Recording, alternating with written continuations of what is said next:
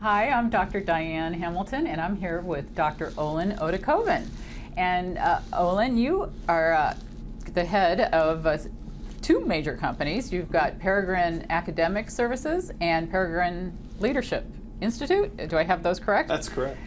You do quite a lot of things, and it's almost interesting to call you Dr. Oedekoven because you're such a humble guy that I almost forget you have a PhD and your background. So can you just give our audience just a little bit of background of how you got to this point and what your companies do?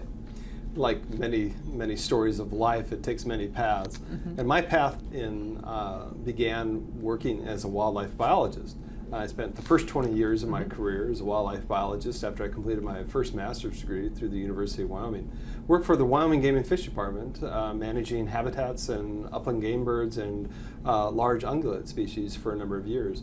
Later, concurrent with that though, so how did he get into leadership? Yeah, I'm trying to see that path. Totally unrelated topics, but concurrently with my career as a wildlife manager, I was in the military and spent concurrent time in the active component and then later in the Army Reserve and Wyoming National Guard.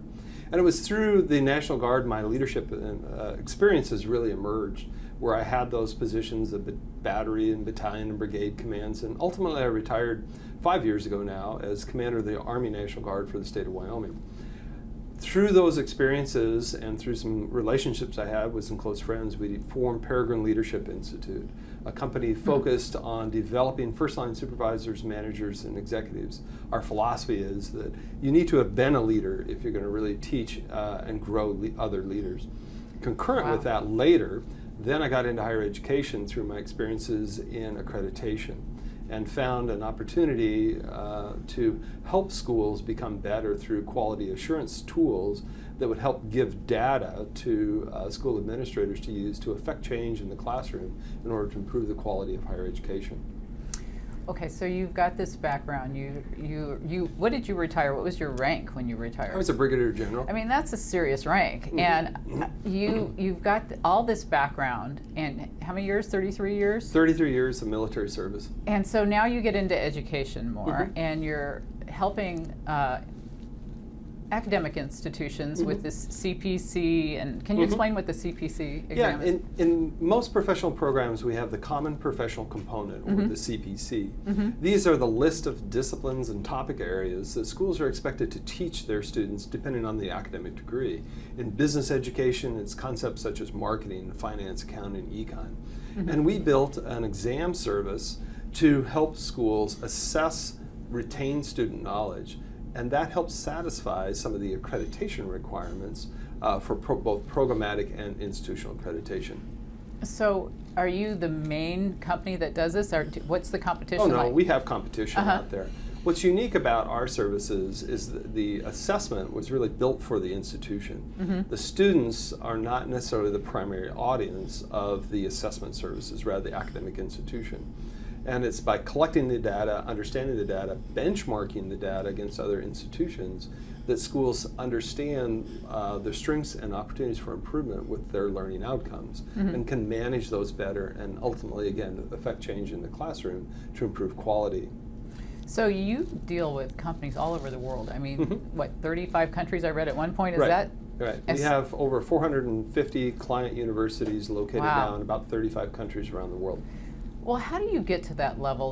Was it your experience in the military that taught you how to get such a global company going? Or, I mean, how do you get to that level? I suppose in some ways it was related to my military experiences in terms of organizational structure. But I would say that our growth is really based on customer service. At the end of the day, what differentiates us from our competitors is the quality of our customer services. And we focus on that each and every day at Peregrine. We talk about it, we train on it, we follow up, we mean what we say, using perhaps principles of leadership that I learned through the military, cascading that out to all the team members to take that personal responsibility and pride in what they do to deliver Ashford and other schools the quality of the services that they expect. Well, okay, so you talk about customer focus and listening to the customer's voice and how you can't get it all from statistics by looking at the charts and the graphs, right? Did I see you say something like that in one of your talks? What are we missing from the physical reports that we need to be getting from our customers? I think it's the relationship. It's thinking through with the customers. It's not not just data and numbers that really has to drive this. Our tagline is thought partners in leadership, and higher education. And actually, that comes. I didn't invent that. It was a nice phrase that actually one of our clients, when I was sending out, would you do a testimonial for us one day? And he wrote this back, and he said, you know, when you hire Peregrine, you have a thought partner in higher education. Wow. And I read that, and I called him up and said, did you really, why did you say that? And he said, well, the thing I like about you guys is I can call you up, and you can help me understand what I need to know. You're not just sell, test, get, check. Right. In fact, he said, I can remember some conversations where you actually talked me out of your services because it wasn't necessarily satisfying what we really wanted. Right. He said, I've never seen that before in a vendor, that you would actually do that. You don't. But he said, no, I truly care what you're trying to do here. And I want to think it through with you. And most of us at Peregrine have a background in either leadership or higher education. We've worked at it. I've been a professor. I've taught classes. I've helped build programs. I've written syllabi. So I kind of get it from those kinds of requirements. And so we approach it a little bit differently. We really put ourselves in the position of the customer. What do they really want? What are they after? And that really comes through dialogue, relationship building of our institution to the academic institution. It's really interesting when I was reading about what you've done and just watching some of your talks, because you're very much into integrity and being a good person. But I don't know how much you've read like Mackey's Conscious Capitalism, and do you follow those same kind of thought processes as he has, or I mean, where do you get this sense of like the importance of integrity but still having a business? Yeah. Well, it's not like the two are mutually right. incompatible. Well, some people seem like they don't. There might be in this day and age. Right. I think, my core values certainly come in large part through how I was raised in Northeast Wyoming on a family ranch. Honed, I think, in large part through my military experiences. The military, particularly the Army, is very value-centric. Concepts such as integrity and duty, loyalty, service before self, respect, and honesty. They're not just idle words on a nice poster somewhere. These are ingrained into us. They're part of our culture. They're part of our DNA. And you can't spend 33 years of military service and not have them part of you. They're not something separate from you. They're who you are as a person. And how you exemplify these values really helps define the character of the leader. At Peregrine, we take these concepts and we help. First, we select for people who share these same values, this desire, this passion, this interest. I just hired a new employee the other day. We went through an interview process. Academically and work history of the people that we employed, she was the least qualified. And so when it came time to make the selection, I hired her. And as I was making the job offer and she agreed to it, she asked me, so why did you hire me? And I said, at the end of the day, the reason why I hired you is because you have heart. I can't teach that. Right. I can teach all the other skills that we're looking for. We can teach that. But the one skill I cannot teach is heart, passion, desire to make a difference. That's what's within you. Everything else I'll teach you. Right. That I can't teach. So select good people based on those values, and it will grow. And I've seen it not just in my own company, I've seen it in other companies as well. Organizations, whether it be government agencies, nonprofit groups, or business world. Those that succeed well have inculcated their values into the culture, the DNA of the organization, and that's what makes it work. You know, it's so important, the culture, and that's what you hear so much when you get back down to engagement. I mean, the recent Gallup, you've seen, we've got 33% that are engaged, we've got 51% that are not engaged, and then you got the rest that are totally not engaged. Yeah. So if we've got all these walking dead zombies out there, how do you get an engaged culture? Do you suggest that hiring from the right people to begin with? But what if we've already got this culture and we've got all these people? We're not hiring new people. How do you change that? I mean, is there a solution? Some ways it starts obviously it starts at the top. And I think everybody would say, well, it's got to start with the CEO on down. And it truly does. Right. You know, people will do what the boss checks. I mean, that's an old military axiom. So, you know, Right. And at the end of the day, it's the same in corporate America. So it truly has to begin with senior leadership. Okay. Recognize and understand the value of culture. And indeed, later today, that's what I'm going to talk a little bit about, is creating that culture of leadership as a process within the organization to help promote innovation and through engagement ultimately. And you'll see in my talk where I spent a lot of time talking about the importance of engaging others. You know, there's an old expression that we sometimes hear in leadership, it's lonely at the top. I used to tell my commanders that leadership by definition is a group activity. If you're lonely, you're doing something wrong. So go out and deal with others. Yeah, I like that. That sets a tone of engagement. It has to begin at the top. That starts cascading down. The boss needs to set expectations and clarity of those expectations, that engagement. And it can't be just something check the box and we accomplish that and let's move on to the next thing. It has to grow. This is also something that has to be done over the long term. It's not something you're going to go flip a dime on and say 6 months later we're done. Let's move on to the next big thing. It needs to be constant. One thing I did, for example, when I was the Army commander, every month I had my staff calls where all my commanders briefed me on what their operations were going on, and all the support staff. We all do this in every organization. One change I made to that was, before you get into the details, brigade commander, what's going on this week, tell me a story. Tell me a story of where you saw values in action. And we took our 7 Army values and we spread these out once a month. And I began every meeting with each of my commanders told me a story, not just a theoretical discussion of what integrity means or respect means. What I want is a date-time group specific where you saw integrity in action within your units. So by requiring that, it wasn't just them. They had to go to their subordinates and their teams, and they said, hey, the boss wants these stories. You've got to feed me this stuff. So they started doing the same thing in their units. And pretty soon over time, the ideas of respect, integrity, and honesty, and selfless service, they weren't faceless concepts. Now we put people with them, and we put in a specific activity with them, an event with them. Yeah, last Tuesday on the 14th of June, I saw Sergeant Smith demonstrate respect when he did blank.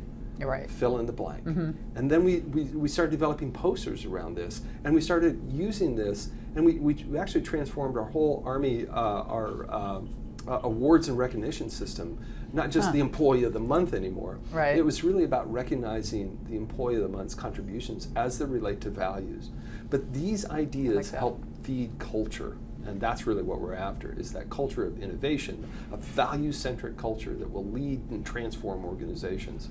Well, I like that, and it's so you really practice what you preach, is what I like. And, I would like to think so. I saw how you're so humble. I'm sure you probably would never say this, but you gave $100,000 to educational institution, and I'm curious. Most people don't do that kind of thing, and I'm sure it must be very rewarding to see where it leads. Now, are you? Are you trying to help the community with education? What was the donation to what were you, where did it go? Where was where I live, we have a small community college. We don't have a 4-year higher institution. Wyoming only has one state university, the University of Wyoming. But they have a number of community colleges. And one of the challenges in community colleges is at the professor level, the faculty level, there's really no funding for research, for applied research. And one of the challenges that we have in my specific community is economic development. And so the idea that we had was, how do we get our college included within this broader concept of economic development? And the idea that we had was, if we could get students out working with local businesses, applying their learned knowledge in the classroom, taking that to businesses to help them grow and understand and innovate, that would be a good thing. Well, you need some money to do that. And you need faculty to help lead and guide that. And there's really no funding in community college systems to do that. So we kind of came up with this idea, let's fund an entrepreneurial center, stand this up, and this is where these kind of ideas, business incubator, but it's a very small scale. I live in a community of only 30,000 people. And so I bet they all know who you are now. But getting that connection between students, faculty, and the triangle here, and community is the third leg of this stool. And that's what we were trying to build, really, was this triangle of students, faculty, and the community. And that's what the initiative is all about. Well, that's a wonderful thing that you did. And you do a lot of things for people. And today you're giving a talk to students at the Forbes School of Business and Technology. And you're going to be speaking about Baldrige-based leadership. Right. Can you just give a little bit of a background of what that is exactly for those of everybody that does not know? Who does not know? Well, since in large part that I kind of created this, what I'm referring to Baldrige-based leadership is really a culmination of my own experiences in working with Baldrige organizations, and particularly organizations just starting out, and watching how Baldrige helps transform in large ways the culture of the organization. Baldrige is a quality management system that really engages all the employees within an organization to think about innovation and process improvement and improving quality. Well, it's been my observation over the years that leadership is key to almost any initiative, very specifically to Baldrige. And I've seen and observed with other people very specific actions that they have taken to help transform an organization from where it is today to where it will be tomorrow, where it has become tomorrow, in higher education, business, and government agencies. So my talk today really centers around some of the lessons learned, the best practices that I have seen in growing and nurturing a Baldrige-based leadership environment, one that is value-centric, that recognizes that different levels of leaders have different roles and responsibilities in how they promote the values, how they engage their employees, how they promote quality and understand processes and seek innovation. There are some best practices that I've seen over the years that have been very successful, and that's what I'll be sharing this afternoon. Well, that's going to be, I'm looking forward to that. And I guess one thing I'd like to know is for any leader that's here to listen to this, what should they be looking for in graduates that are coming out of school? I mean, what do you think leaders are looking for? What do you look for from graduates, and are you seeing it? I think that the biggest thing that we look for when we're hiring or in my conversations with employers, it's really two dimensions here. One is the knowledge. Certainly do these fresh graduates have the base knowledge that we expect of them when they graduate. You know, as a young wildlife biologist seeking my first job with Wyoming Game and Fish Department, I had to go through an extensive interview process. And that interview was really probing. Does he understand how mule deer populations regulate themselves, and what do they eat, and how do you integrate habitat demands, and the things I learned in school. Right. So they want to know, do you know this stuff? The second dimension, what we often refer to as soft skills. Can they take this information that they learned in school and apply it to their environment? Can they take those principles of marketing and now run with them, because they can approach a specific marketing concept and take it to the next level, applying knowledge? So the number one thing I think that we look for, and the number one thing that most employers look for, is do they have the skills to transform information truly into knowledge, the application of concepts and principles. Along with that is the competency of the person's character. Do they have the values, the ethics, the morals that are commensurate with the organization? Do they act with integrity? Can they work as a team and communicate and collaborate? Those kinds of skills, the soft skills, if you will, of what we're looking for. And will we see a soft skills section on the CPC? Oh gosh, that's a great question. I've got some strong opinions about assessing soft skills. There's probably a lot smarter people out there in the world that have looked at it. My opinion sometimes, though, resides in it's difficult to, on a multiple choice test, to assess soft skills. In fact, I think it's largely impossible, because soft skills, really, if we're thinking about this, it's not so much what my opinion of my soft skills are, it's the opinion of others. Right. And where I have seen successful assessment of soft skills is really through things like 360 feedback. Because really, leadership, I could ace the leadership test and be a horrible leader. Yeah. Because leadership is best observed from the perspective of those led. So like a 360 type assessment. But funny you should ask about this, because I'm actually working with a university system in France to help look at developing some sort of formalizing for this university a soft skills assessment program. Wow. They are working with their employers there in Paris, and they've identified a list of soft skills that they want the university to assess in their graduates. And so we're actually building an assessment service around this. But it's not going to be an online multiple choice test. It's really based on some of the principles of 360 assessment. How do we do that in the classroom? How do we do it during internships? And ultimately, when they go to work, how can we keep the same system and identify strengths and weaknesses and help grow those individuals beyond after graduation? Well, But that's cool. So Yeah. talk to me in about a year from now, and we'll see how Well, that I'm shapes sure I out. will, since we But see it's gonna each be other. it's going to be an interesting So often. project. We'll see if it works. I can't wait to follow up with you on that. And we get to do it in French. But anyway, so Wow. which I don't speak, but at least the concepts and principles. So it's something. If this is successful, we may bring it back and look at other potential clients to adopt this. The English version, probably here in the United States. It's so interesting to me. I've had some people on my show who've created cultural quotient tests. Oh, yeah. You know, it's just like we have an emotional intelligence EQ test, and we have CQ tests, and now we'll have soft skills. It's going to be interesting how we find out all this data. So I'm very anxious to hear how that comes about, and I really appreciate you answering my questions today. absolutely. And It's it's great so to nice see you to again, have you Diane. here, and I'm looking forward to your talk later. Thank you. All right, thank you. Olin Oedekoven.